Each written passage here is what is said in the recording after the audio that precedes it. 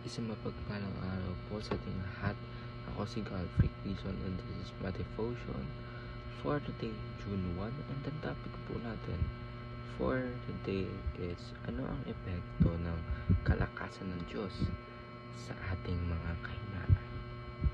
So, ano po ba yung concept natin? Concept natin for today po is infinite.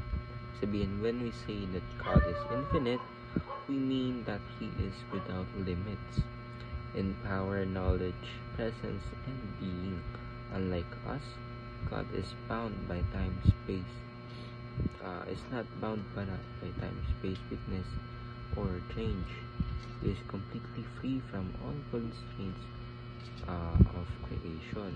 So this truth should humble us and fill us with awe, so that God we worship has no boundaries and is fully sufficient in Himself.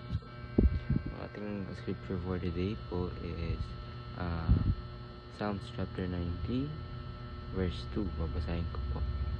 Before the mountains were born, or you brought forth the whole world, for everlasting to everlasting you are God.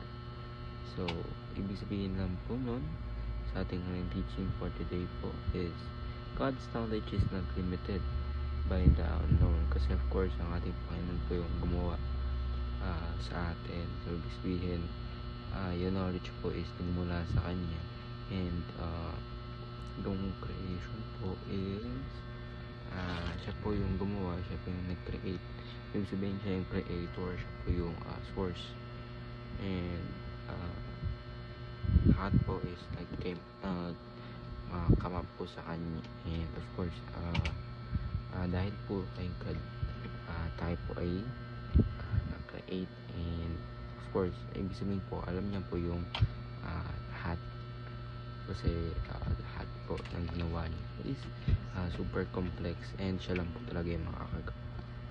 So at second teaching is God's power is not limited by anything or anyone, kasi hindi po nililimit yung ating Panginoon sa kung ano yung kaya niyang gawin, or yung kayang gawin ng kahit ano. And ibig sabihin lang po ng God's power is not limited by anything or anyone is lahat kaya niyang gawin na kahit kanino, or kahit sino pa yan, kayang gawin ng ating Panginoon lahat. And hindi siya nakadepende sa tao or sa kung sino. So third teaching is God's presence is not limited by space and time. Ibig sabihin nakikita ng ating Panginoon yung time in a different way, kasi lahat alam na niya yung mangyayari before He even created us. Ibig sabihin talagang all-knowing yung ating Panginoon, and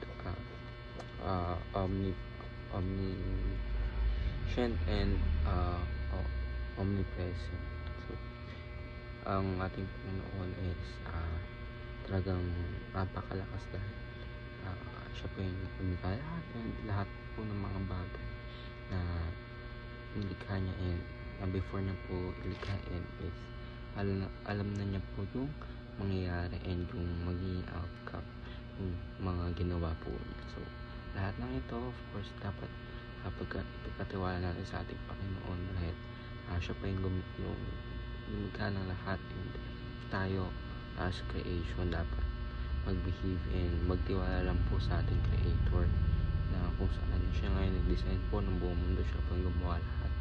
So alam na niya po kung ano yung mangyayari sa atin, and that is why yung plano niya po dapat yung masunod at hindi po yung plano natin. So we must trust God in our lives 100%, and hindi lang po dapat yung plano natin. So yun na po, ako si Godfrey Quezon, and this is my devotion for today, June 1. Sana po ay marami tulad. Ayun na po, and